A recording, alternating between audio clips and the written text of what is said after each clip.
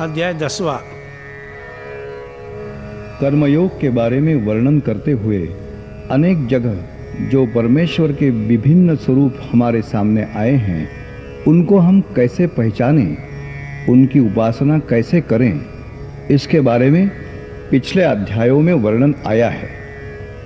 सब दृश्य वस्तुओं के परे जो परम तत्व है, उसे कैसे समझें, सही मार्ग क्या है, यह भी बतलाया गया है। इस अध्याय में उसी विचार को आगे रखते हुए भगवान श्री कृष्ण जी कहते हैं, जिनका आदि कारण मैं हूं, ऐसे मननशील ऋषियों को और देवगणों को भी मेरी उत्पत्ति के बारे में ज्ञान नहीं है। मेरा आरंभ नहीं है, ये जानने वाला आदमी मोह से मुक्त होता है।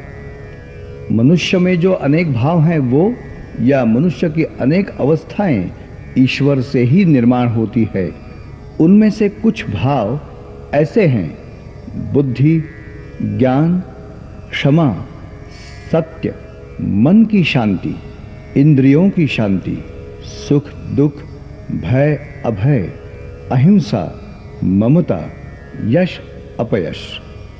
ये कहते हुए भगवान श्री कृष्ण जी ने कहा कि जिनसे ये प्रजा निर्माण हुई वो मनु, 7 महर्षि, पहले 4 मनु, ये सभी ईश्वर के भाव है।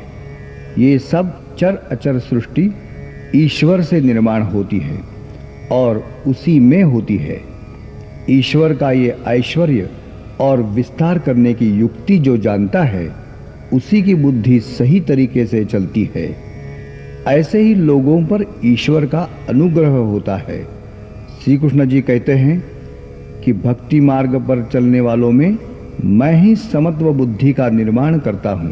अर्जुन सब समझ रहा था, परंतु सर्व स्थानों में व्याप्त ईश्वर का ऐश्वर्य सुनने की उसकी इच्छा थी। इसी से ईश्वर की पहचान सुलभ हो जाती है। कौन सी वस्तुओं में, किधर, किस स्वरूप में ईश्वर भरा हुआ है, ये जानना उसके लिए आवश्यक था। भगवान श्री कृष्ण जी ने इसीलिए इस अध्याय में ईश्वर की अन्यान्य विभूतियों की पहचान कराने की शुरुआत की। ईश्वर के अस्तित्व के ये चिन्ह दिखलाने वाली वस्तुएं अगणित है। सभी वस्तुओं में जो जो उत्तम है वह परमेश्वर है, वही परमेश्वर है। यही भावना इधर आई है। भगवान श्री कृष्ण जी कहते हैं, सर्व प्राणी मात्रों में भरी हुई आत्मा, उनका आरंभ, मध्य और अंत मैं हूं। 12 आदियों में से विष्णु, तेजस्वी पदार्थों में सूर्य, नक्षत्रों में चंद्र, वेदों में सामवेद, देवों में इंद्र, इंद्रियों में मन, प्राणी मात्र में बसा हुआ चैतन्य, ये सब भगवंत ही है।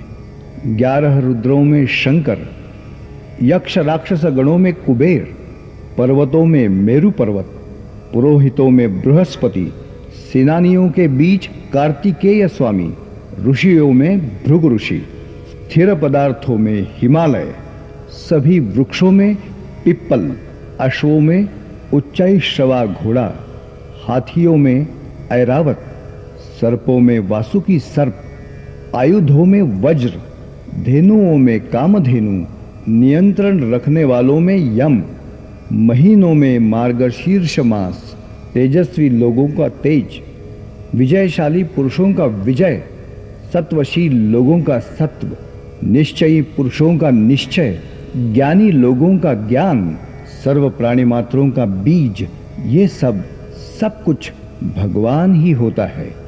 अंत में भगवान कहते हैं, मेरे विभूतियों का अंत नहीं है। कोई भी वस्तु जो वैभव, संपत्ति या प्रभाव सामर्थ्य से युक्त होती है, वो मेरे तेज के अंश से उत्पन्न हुई है।